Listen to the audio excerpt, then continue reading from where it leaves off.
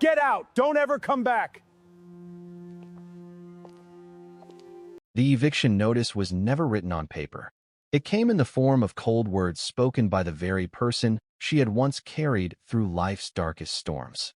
At 74 years old, Evelyn Brooks stood quietly in the doorway of the house she had spent decades turning into a home. Her hands trembled slightly as she held a faded cardigan against her chest, but her face remained calm. Across from her stood Marcus, the boy she had adopted 36 years earlier, now a successful businessman dressed in an expensive suit that reflected the wealth he proudly displayed. His voice carried no warmth, only impatience. "You've become a burden," he said without hesitation. "It's time for you to leave." The silence that followed was heavier than any argument. Evelyn looked at the young man she had once rescued from a crowded foster home, the child who had cried himself to sleep during his first months under her roof because he believed no one would ever love him. She remembered staying awake night after night, comforting him after nightmares, working double shifts cleaning office buildings so he could attend a better school, sacrificing vacations, new clothes, and every luxury so he could have opportunities she never did. She had never expected repayment. Love was never an investment meant to earn interest. Yet nothing had prepared her for the day her own son would measure her worth by convenience. Marcus folded his arms, convinced he was making a practical decision. His wife, Vanessa, watched from the staircase with quiet satisfaction. She had spent years convincing Marcus that his elderly mother no longer belonged in their carefully curated life of country clubs, charity galas, and luxury vacations. To Vanessa, Evelyn's modest clothes, gentle Southern manners, and simple routines embarrassed the image they had worked so hard to build. Marcus eventually accepted that narrative without questioning the woman who had shaped every chapter of his success. Evelyn did not argue.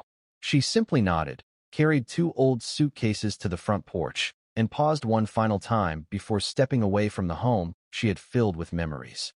Neighbors watched from behind curtains, but said nothing. They assumed another elderly woman had become another victim of changing times, another forgotten parent discarded after giving everything. None of them noticed the small leather folder resting inside Evelyn's suitcase. Inside were documents connected to an account worth $9.5 million, a fortune no one suspected existed. It had remained untouched for decades, protected by careful planning and extraordinary patience. Marcus certainly knew nothing about it. As Evelyn walked away from the house, she carried herself with quiet dignity. She rented a modest room at a church-owned residence for seniors and settled into a life far simpler than the mansion she had left behind. The volunteers quickly noticed something remarkable about her. Despite losing her home, she never complained. She spent her mornings helping prepare meals for residents, reading to children after school, and comforting strangers who believed they had nothing left. Her kindness seemed untouched by betrayal. One afternoon, Pastor Daniel asked why she never expressed anger toward her son. Evelyn smiled gently. "Bitterness steals more from the victim than the offender," she replied. "I've already given enough away in my lifetime." Those words spread quietly throughout the community. Meanwhile, Marcus's life appeared perfect on the surface, but beneath the polished image, cracks began to form. His company expanded too aggressively, fueled by risky investments and expensive loans. Vanessa insisted they maintain appearances no matter the cost. Luxury cars replaced reliable ones. Lavish parties replaced family dinners. Every decision centered around status instead of stability. Bills multiplied while profits shrank. Marcus ignored warning signs because admitting failure would mean admitting his mother had once warned him that pride often disguises itself as confidence. Months later, Evelyn received a phone call from an attorney who had represented her late employer many years earlier. Before his death, the wealthy entrepreneur had quietly transferred substantial shares of his company into a trust bearing Evelyn's name. During her years working as his executive assistant, she had protected confidential information that could have destroyed his business. Numerous competitors offered enormous bribes for those secrets, but Evelyn refused every one of them. Her integrity saved the company millions. Unknown to everyone around her, the businessman promised that one day her honesty would be rewarded. Over decades, those shares multiplied beyond imagination until their value exceeded $9.5 million. The attorney informed Evelyn that the trust had matured completely. The fortune was finally hers to claim. She thanked him politely, then asked a question that surprised everyone in the office. Can part of it establish scholarships for children leaving foster care? The attorney paused before answering. Of course. Evelyn smiled because she had never forgotten where Marcus came from, even if Marcus had forgotten. News of Evelyn's inheritance eventually reached Marcus through financial records connected to the family estate. At first, he refused to believe it. Then reality struck with crushing force. The woman he had forced from his home had quietly become one of the wealthiest people in the county. Desperation replaced arrogance almost overnight. His business was collapsing beneath enormous debt, and creditors circled like vultures. Suddenly, reconciliation seemed urgent. Marcus drove to the church residence, rehearsing apologies during the entire trip. He found Evelyn sitting beneath an oak tree, laughing with children as they painted colorful birdhouses. For a brief moment, guilt overwhelmed him. He approached slowly, tears forming in his eyes. "Mom," he whispered, "I made the biggest mistake of my life."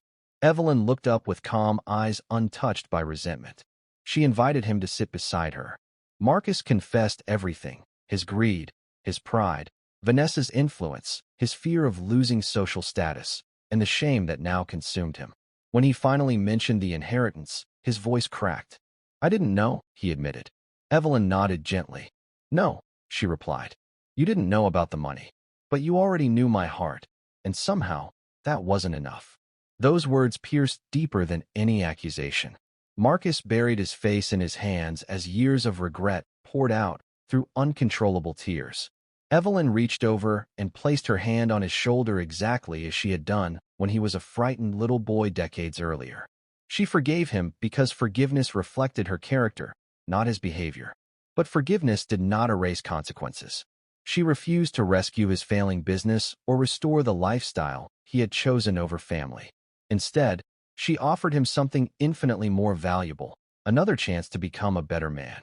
Evelyn used her fortune to establish community centers, scholarships, affordable housing initiatives, and mentorship programs honoring Black families who had overcome unimaginable hardships through resilience and integrity. Her story inspired thousands because it proved dignity could never be measured by wealth, age, or social status. Marcus eventually rebuilt his life, not through inherited money, but through honest work and genuine humility. He volunteered alongside his mother, serving meals to families facing hardship, slowly earning back trust through consistent actions instead of promises. People often asked Evelyn whether she regretted adopting the son who once abandoned her. She always answered without hesitation. "Love is never wasted," she would say. Sometimes it changes another person's life immediately. Sometimes it takes them much longer to understand its value. Her legacy became far greater than $9.5 million.